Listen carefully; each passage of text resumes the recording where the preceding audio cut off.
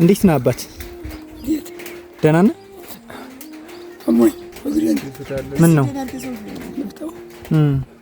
አይተው በቃ ችግር የለውም አትፍተው። ምን ሆነ ነው?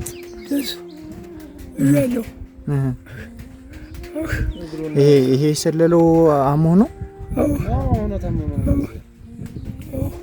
ሕክምና ታክመ ነበር? እሺ አሁን ሰጠቀመጥ ወለስ ሰጠቀመጥ አማን ጋር ነው እዚህ የምትኖረው? ገጠር ነው ወደ አዚ አይደለም ቦታ ሌላ ቦታ ነው? ሌላ ቦታ ነው። ሌላ ቦታ ነው። አዚ ታማ አባድምኛል ብለ መጥቻ እሳቸውን እየጠበኩ ነው። እንደዚያ ነው።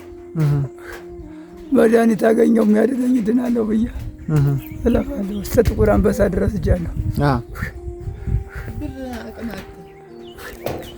ምን ያክል ብር ተጠይቀህ ነው እንደዛ ይሆን?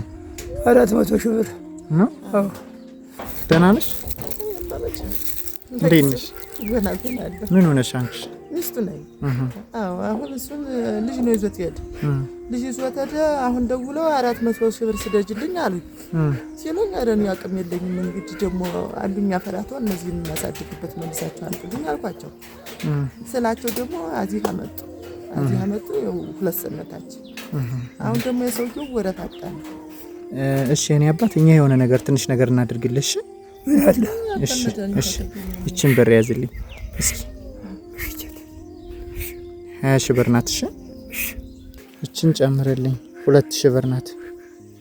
በአጠቃላይ 22 ሺህ ብር ናት። እሺ እኛ አይደለም ይሄን ያደረግንልሽ፣ እኛ እንላካለን። እንዳንተ ያሉ ወንድሞችን ጠይቁ እየተባልን ሃና የምትባል እህታችን 12 ሺህ ብር እንደገና ደግሞ ወለተ ማርያም በጾለት አስቡኝ ብላ 10 ሺህ ብር በአጠቃላይ 22 ሺህ ብር። እሺ እነሱን መርቁልኝ።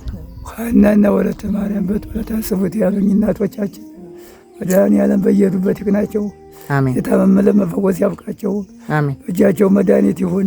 አሜን። ጌታ ኢየሱስ ክርስቶስ ይጠብቃቸው። አሜን። ልጆቻቸውን ያውጣላቸው። አሜን። በየሄዱበት ይቅናቸው። አሜን። ፈጣሪ ይጠብቃቸው። አሜን። ኢየሱስ ክርስቶስ እንዲባል ልጅ አልፎ እንደዚህ ጠቃሚ ያርጋቸው። አሜን። ሀገር የሚጠቅሙ ወገን የሚያውቃቸው ያርጋቸው። አሜን። ዘር ይስጥልኝ። አሜን። ተባረኩ ፍርኩኑ። አሜን። ከርማ ያርሳቸው። አሜን። አካውንት አለ? የለኝም። አካውንት አለሽ አንቺ? አይዟችሁ በቃ እሺ። እሺ መልካም ጊዜ። እሺ እግዚአብሔር ምሕረት ያምጣል። አሜን። እሺ